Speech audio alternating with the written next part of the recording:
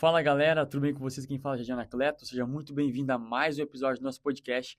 E antes de nós começarmos a falar sobre o tema, eu quero falar com você sobre o nosso material que é Anatomia do Reino. Nesse livro aqui eu falo sobre cosmovisão bíblica, sobre ciência, religião, tecnologia, sobre discipulado e principalmente como viver o reino de Deus através do seu corpo e aqui nessa terra. Então, se você quer adquirir esse livro, corre para o link da nossa bio e compra porque ele tá demais. Vamos seguir o episódio?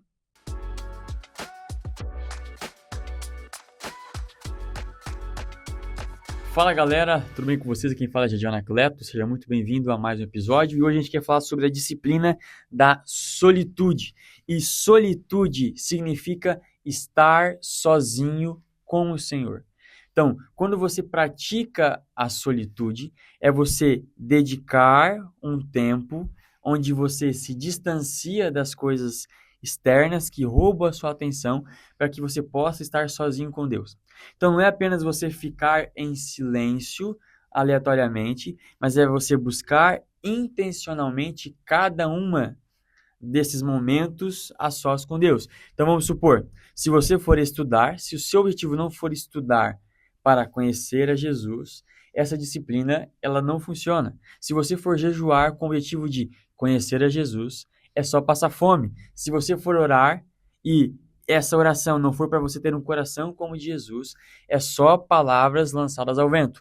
A mesma coisa é quando você está vivendo solitude. Se você não ficar sozinho para passar um tempo com o Senhor, isso é perca de tempo. Na verdade, existe um versículo lá em Salmos 46:10 que diz o seguinte: aquietai-vos e sabei que eu sou Deus. Então, quando você se silencia, você descobre quem Deus é e o que Deus é realmente. Jesus era uma pessoa que vivia a disciplina da solitude. Você vai ver diversas vezes Jesus buscar a presença de Deus e ele se encontrar com Deus em períodos que ele estava só. Então, por exemplo, Lucas capítulo 5:16 diz o seguinte: Jesus se retirava-se para lugares solitários e orava. Então, ele tinha momentos de secreto, talvez na sua casa, mas em algumas viagens missionárias, Jesus se retirava para orar. Então, ele ficava em um tempo de meditação, em um tempo de oração, em um tempo a sós com Deus. E quando você passa um tempo a sós com Deus, é uma conversa entre você e ele. Ou Mateus 14:23 vai dizer o seguinte: e se despedia das multidões, subindo ao monte a fim de orar sozinho.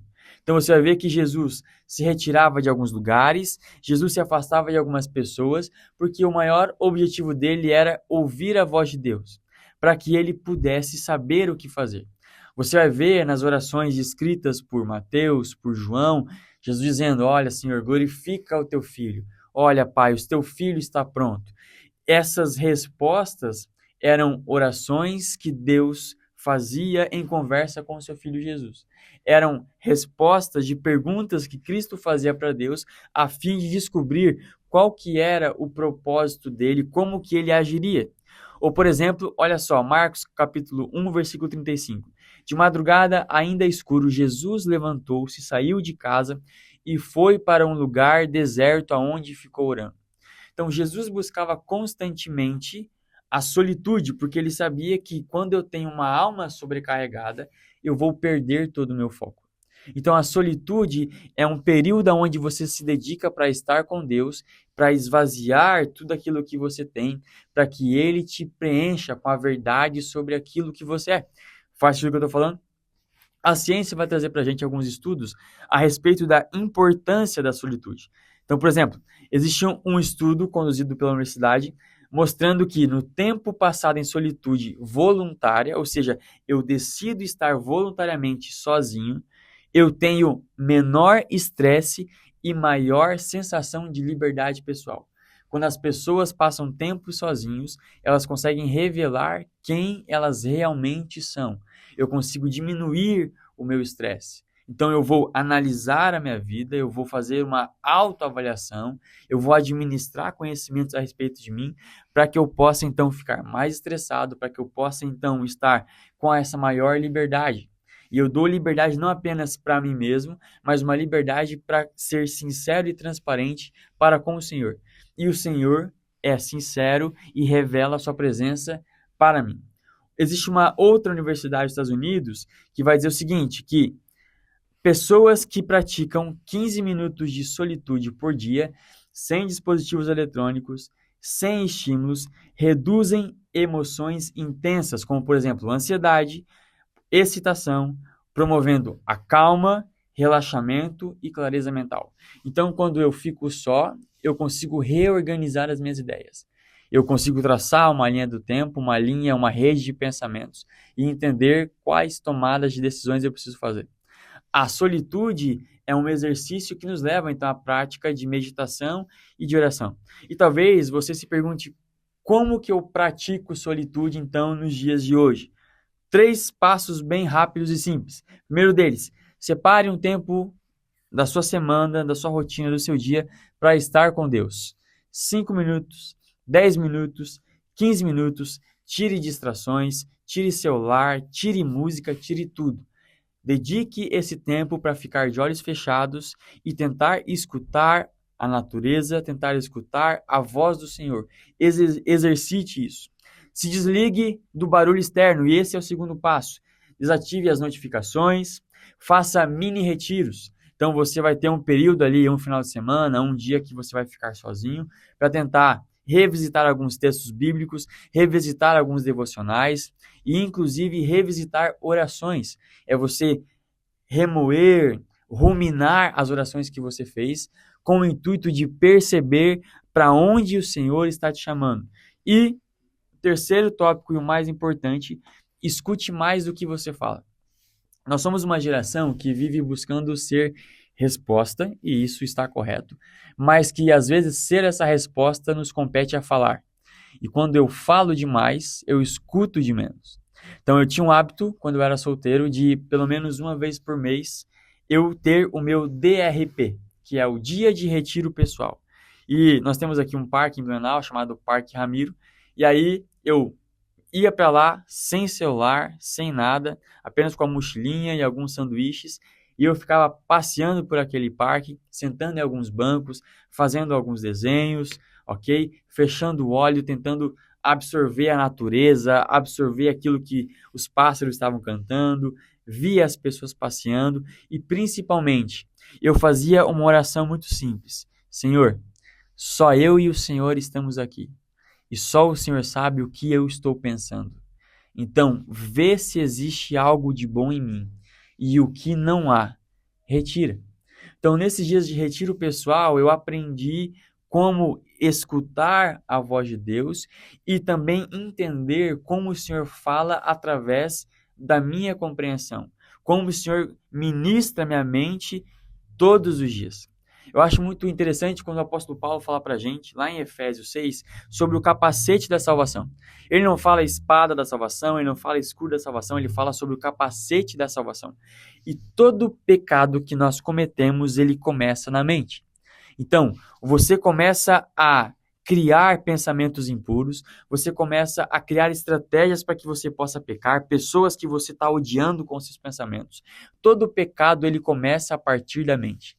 E aí o capacete da salvação é um pedido dizendo, olha, coloque e relembre todos os dias o poder da salvação. Lutero dizia que ele tentou afogar o velho homem nas águas do batismo e ele descobriu que o miserável sabia nadar. Ou seja, o velho homem está sempre tentando reacender dentro de nós. E a solitude é esse propósito de Deus para me deixar a sós com Ele, para que Ele revele quem Ele é em sua plenitude. E é incrível porque quando você se acostuma com Deus falando com você, é estranho você viver uma vida sem Ele. Quando você prova daquilo que o Senhor te revela, é estranho você viver uma vida onde você não busca isso. E esses retiros eram assim para mim. E deixa eu fazer uma pergunta para você. Você consegue ficar 5 minutos de olhos fechados na sua igreja? Cara, você consegue ficar 5 minutos de olhos fechados no seu quarto? A verdade é que a gente se esforça muito pouco porque nós queremos aquilo que é imediato e não aquilo que é eterno. E a solitude é a amostra disso. é eu dedicar um tempo da minha vida para estar a sós com o Senhor. Então, assim, quando você namora, você quer estar sozinho com a sua namorada ou com o seu namorado. Assim, quando você está noivo, você não vê a hora de ir para casa, só você e a sua esposa, e ficarem a sós para ter intimidade. Eu não estou falando apenas de sexo, mas eu estou falando de relacionamento real, de transparência. Assim também deveria ser a nossa vontade de estar a sós com Deus. Mas é bem verdade que a gente se dedica para estar com quem a gente ama. E se nós não nos dedicamos para estar com o Senhor, isso talvez seja uma prova de que nós não amamos como nós deveríamos amar. E nós não entendemos quem Ele realmente é. Porque você dedica tempo àquilo que você ama. E se você não está dedicando tempo ao Senhor, sinto muito te dizer, mas talvez você não ama como Ele te ama. Você não ama Ele de verdade. Você precisa aprender a exercitar isso. Passar tempo com o Senhor aqui é uma amostra daquilo que a gente chama de uma espiritualidade autêntica. Então, os anjos, eles adoram ao Senhor porque eles não têm outra opção. Essa é a função deles. Mas quando você adora ao Senhor, você está mostrando, eu poderia estar fazendo qualquer outra coisa, mas eu genuinamente quero estar com o Senhor. E isso para o Senhor tem valor. Quando você decide parar a sua rotina, parar o seu trabalho, parar tudo aquilo que você está fazendo para estar com o Senhor, você está dizendo para o mundo físico e para o mundo espiritual: você é mais importante que tudo. E é esse o sentimento que nós precisamos desenvolver através da disciplina da solitude. A solitude, ela nos revela a compaixão do Senhor. A solitude, ela nos revela o propósito do Senhor. Mas a solitude também revela o nosso caráter e aquilo que realmente ocupa espaço no nosso coração. E eu queria desafiar você que nos próximos dias você comece a fazer isso, ter tempo a sós com o Senhor, tempo de qualidade. Na verdade, essa não é uma das linguagens do amor, tempo de qualidade. Passe tempo com o Senhor. Ei, você está passando aqui nessa terra um tempo com o Senhor, porque isso é um pré-treino para aquilo que você vai fazer a eternidade. Não faz sentido você querer passar a eternidade com Jesus, sendo que aqui na terra você não o busca e não se esforça para estar com ele. É como se você fosse ir na casa de alguém que você não conhece. É estranho puxar conversa. Você não tem assunto.